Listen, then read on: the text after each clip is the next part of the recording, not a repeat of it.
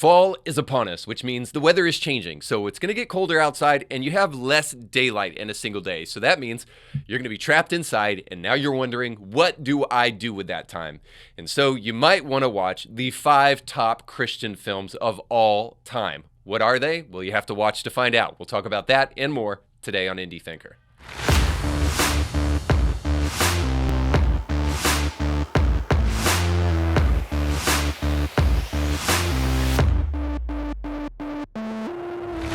Don't forget, today's show is sponsored by our friends over at Element Home Loans. If you're looking to refinance your home or to purchase a new home, then you need to go to KevinBlairTeam.com so that our friends over at Element Home Loan can help you get situated in a new home. Now, I know what you're thinking.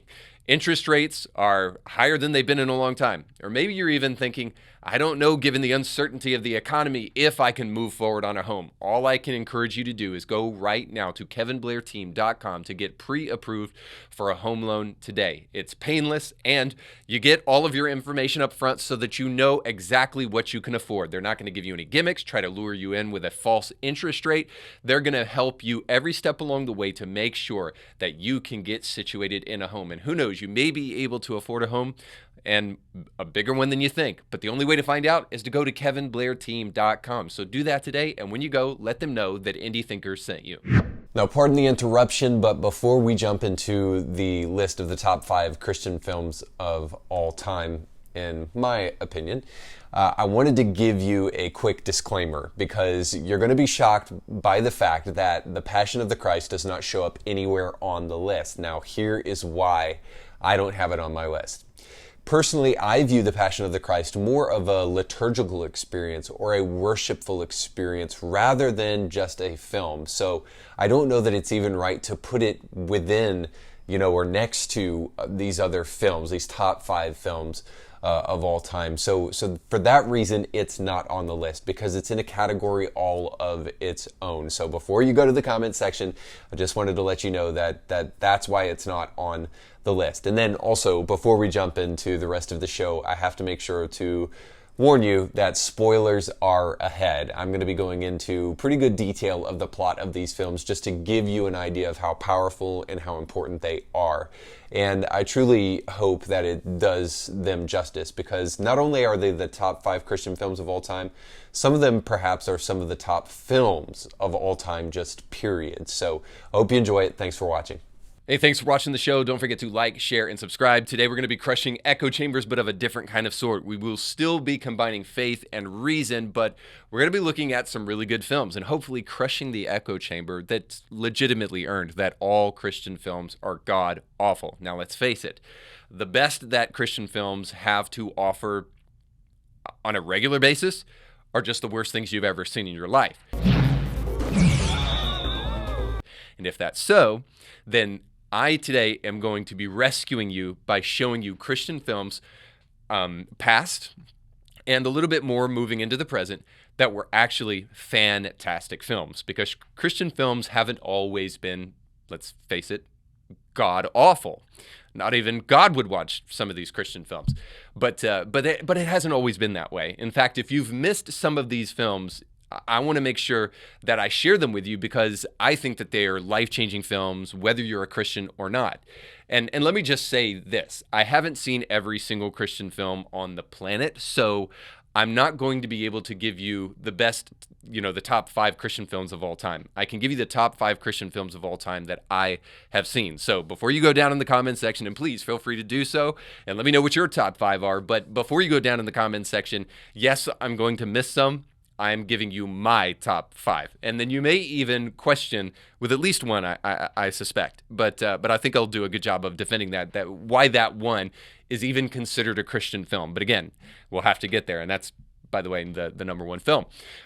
So that being said, I want to introduce you guys to a time in which Christian film was actually really, really good and really well done, especially as you might have a little bit more time on your hand as fall kind of kicks in, and maybe you want to watch a film with your family or with your spouse or a significant other, and these are some films that I highly encourage. They're inspirational, they're well acted. He's the son of the original G, and he was sent to Earth to elucidate the way that we should be. What? Like, Surprise, there are good Christian films that have been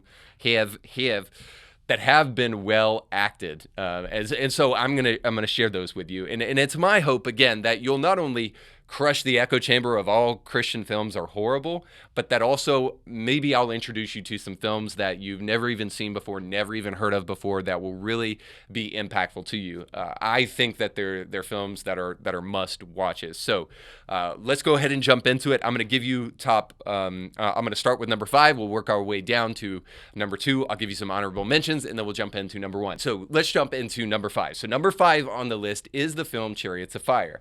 Now, Chariots of Fire is a film about a historical event. It's about the 1924 British Olympic team, and it follows predominantly 2 of the Olympic athletes running in the British Olympics. It follows a guy named Harold Abrahams, who is a Jewish man, and then it follows Eric Liddell, who is a Protestant Christian. Now, we'll get to their relationship and their differences and why that's important in the film in just a moment. But first, the main focus of the film is not arguably Eric Liddell. And Eric Liddell is known as the Flying Scotsman, and he was known this because he almost runs like Sonic.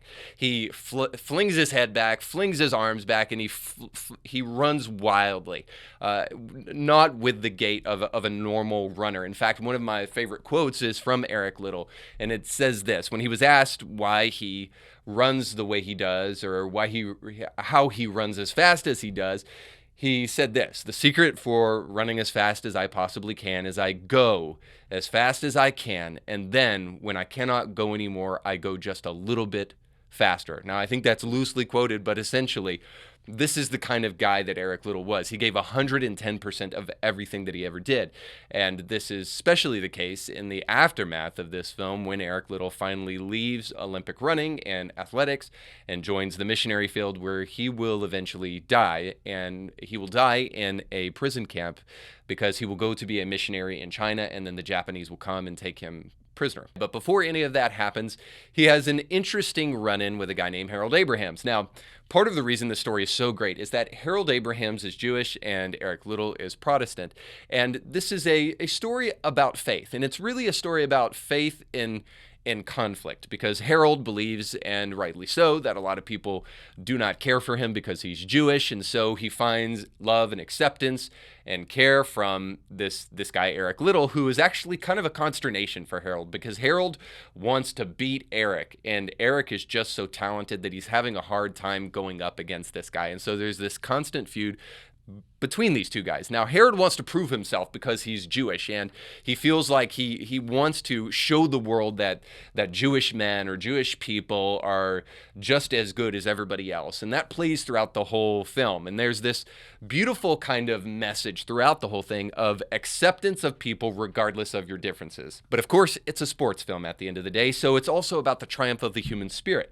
And so you definitely see that as these men give their all to become the best they can at their craft. But the real reason I think this film is really so amazing is that it's not just about sports, and it's not just about the human spirit, and it's not just about differences, whether it be faith differences, racial or ethnic differences. It's really powerful because it's also about this, that the most important thing in life is not sports or gold medals.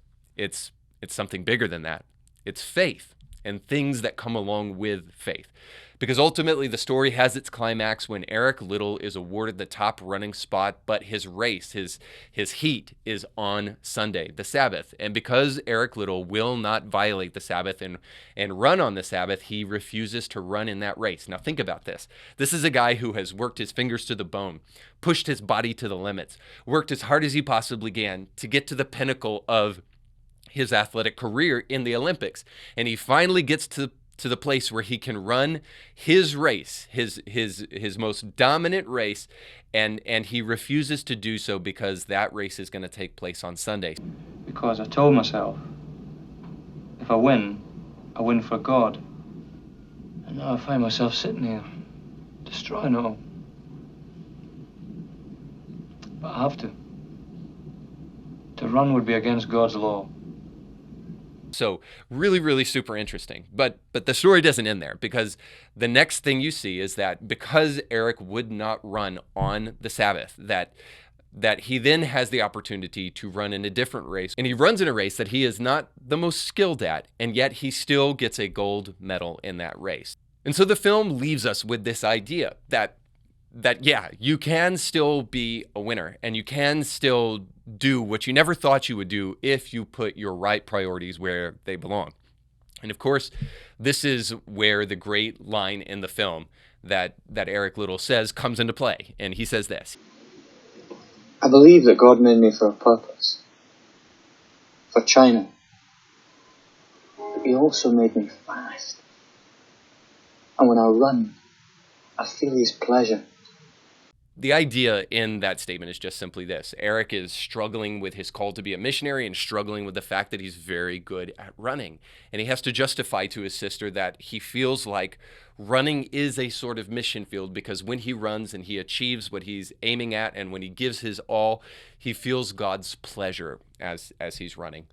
Now, again, his story will end on a rather sour note if you did not believe that ultimately giving your life for something that you believe in matters more than actually living a long life. And so we get this idea throughout that there are more important things in life than some of the things that we think are so important. And Eric Liddell embodies that. And that's why Chariots of Fire is definitely on the list and is my number 5. Now, number 4 film on the list is Beckett. Now, Beckett stars Peter O'Toole. You may remember him from really odd movies in the 90s. Peter O'Toole. Sorry, Peter. Peter O'Toole stars as Henry II, and he's got his role buddy on his side, who is the titular character, Beckett. He's got Richard Burton, who plays Thomas à Becket. Now, these guys, like I said, are role buddies. They roll hard and they roll deep. They carouse around together. They get drunk together. They do all sorts of debauchery together. Thomas à Becket is the best friend of the king. And the king starts to have some issues with the Archbishop of Canterbury, and then that archbishop dies, and Henry II can now elect a new archbishop. So, of course, he elects his drinking buddy as the new Archbishop of Canterbury. Now, Thomas à Becket is absolutely floored, and he's wondering why in the world would he be chosen. But Thomas jumps into the role with both feet and experiences a bit of conversion as he jumps into the role and takes it way more seriously than his best friend ever intended him to do so. Now, as you can imagine, Henry thinks that Becket is going to be his stool pigeon, his errand boy, and that he'll do whatever he wants. And much to his dismay, Becket sides with the church and begins to throw Henry into an absolute fit, which then puts Henry in the position of plotting to kill Thomas à Becket. In a drunken frenzy, he calls out, "Will no one rid me of this meddlesome priest? A priest who mocks me. Are all around me cowards?" Well, some men hear the king say this, and they march on over to the church, where they then kill a man named Brother John and kill Thomas à Becket on the church steps.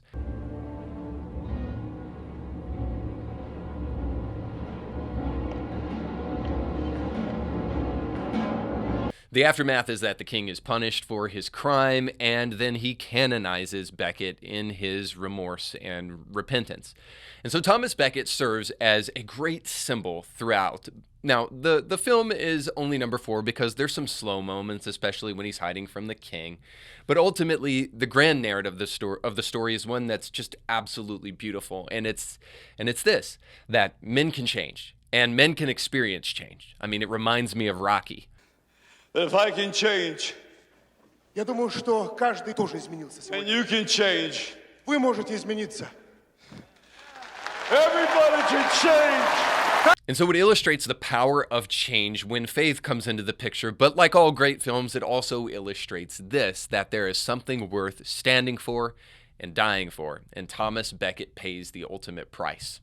Now, the third film on the list is one that's very similar to the film Becket, and this is A Man for All Seasons.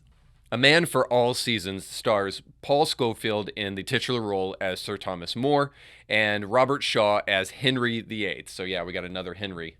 and two guys going at it here, a religious guy and a king.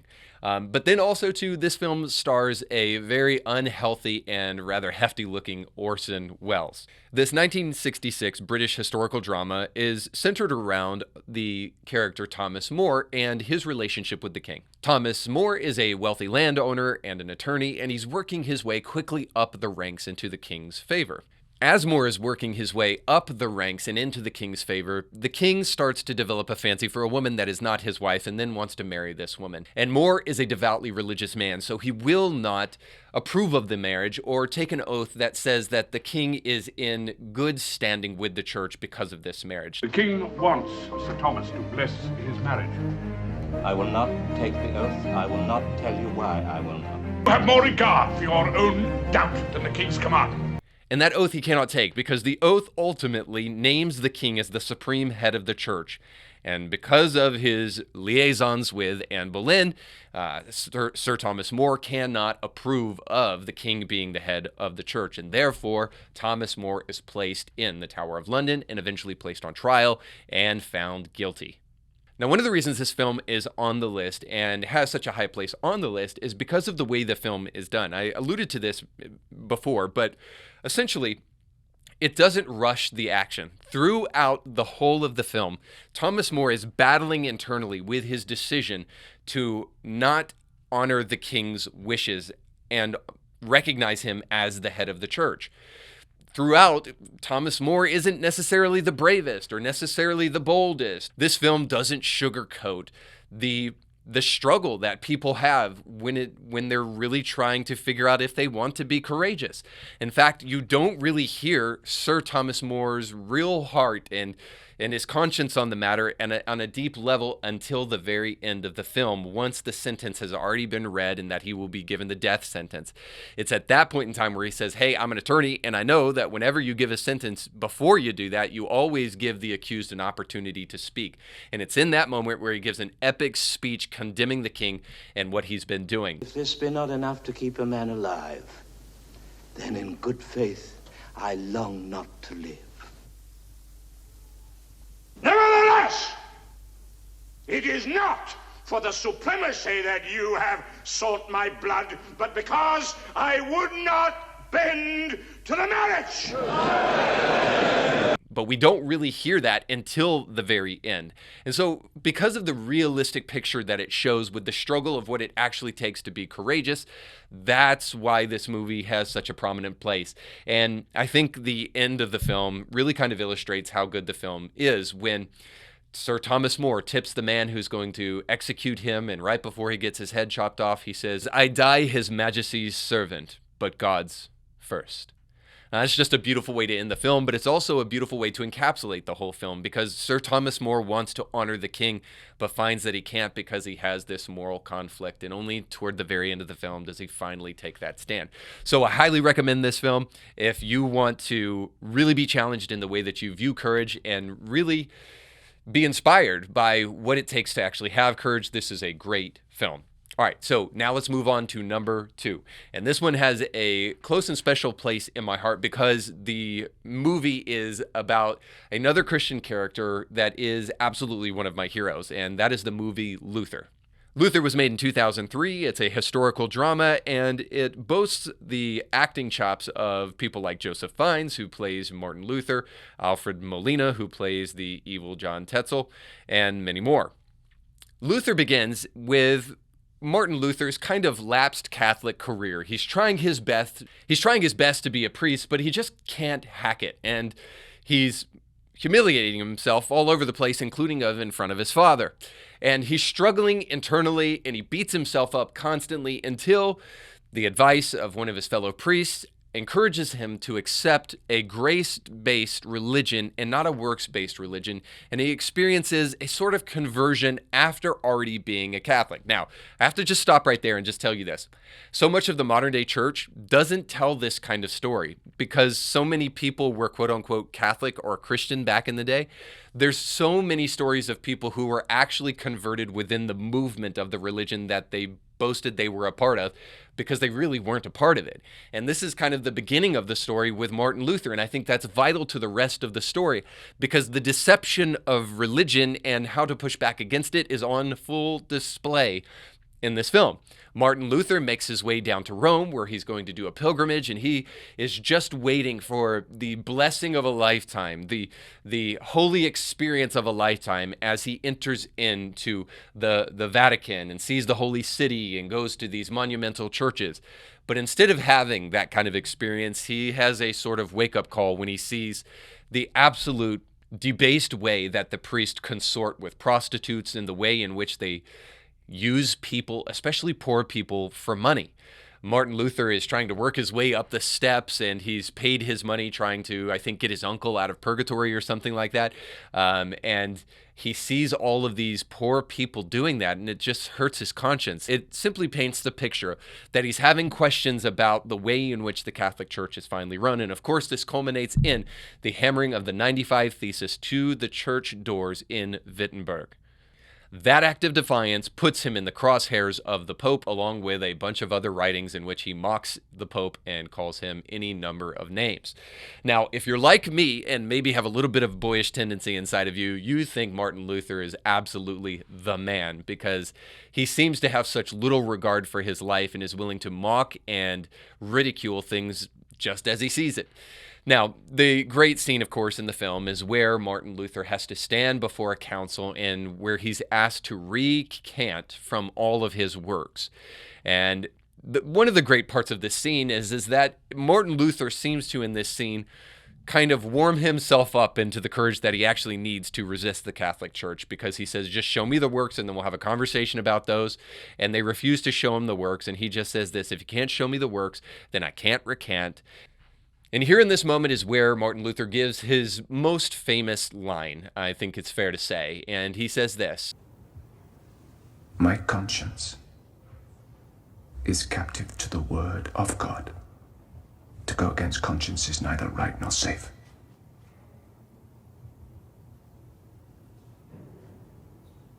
I cannot,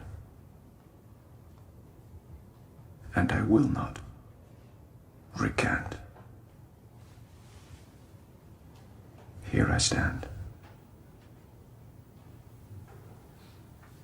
I can do no other.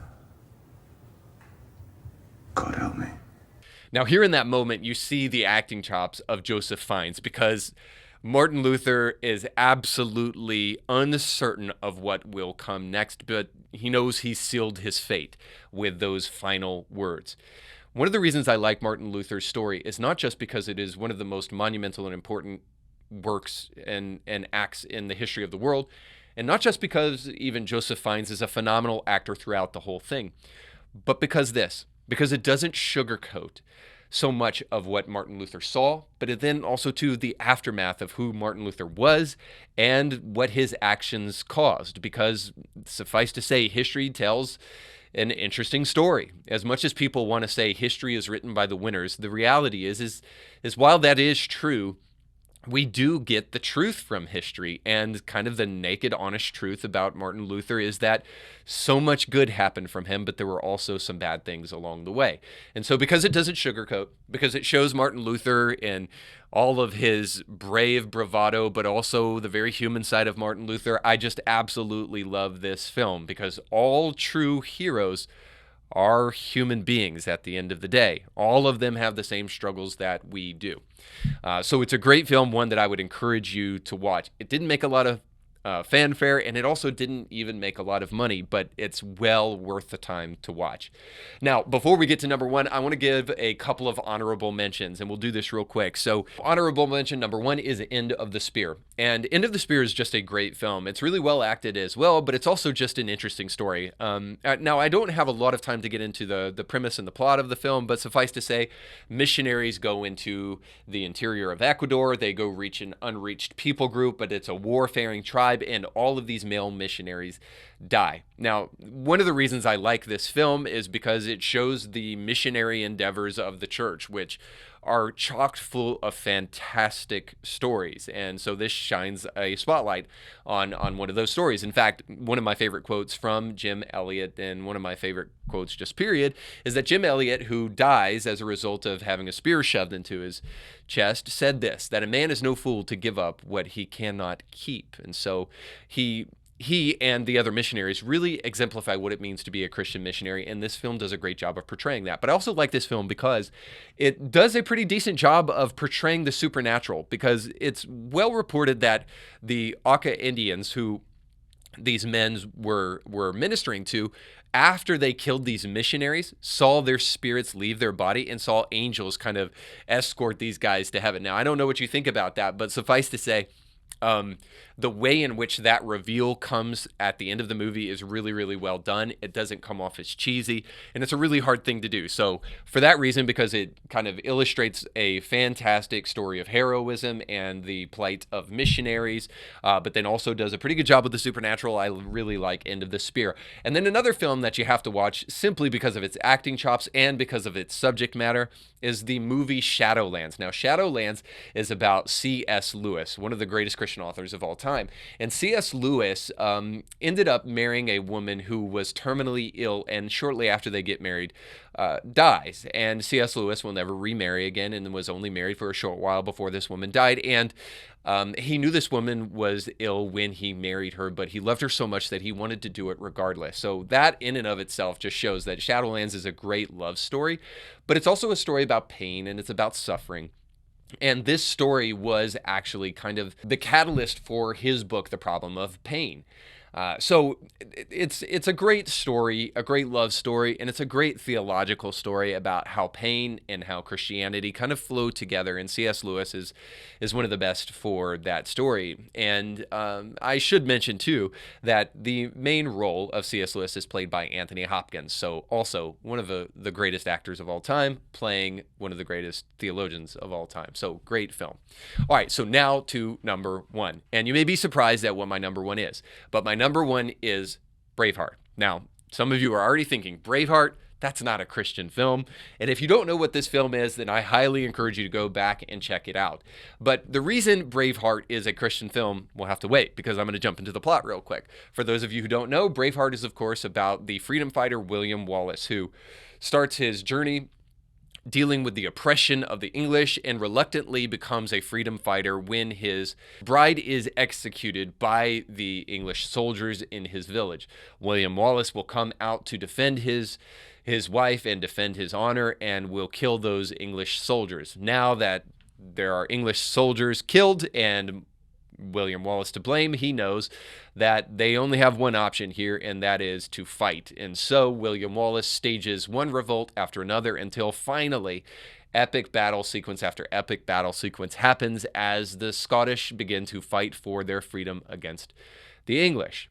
Now, if you've seen the film, you know some of the greatest battle sequences of all time, some of the greatest moments in cinematic history as William Wallace stands up for freedom and gives maybe even the great speech, what will you do with your lives 10 years from now, lying on your bed?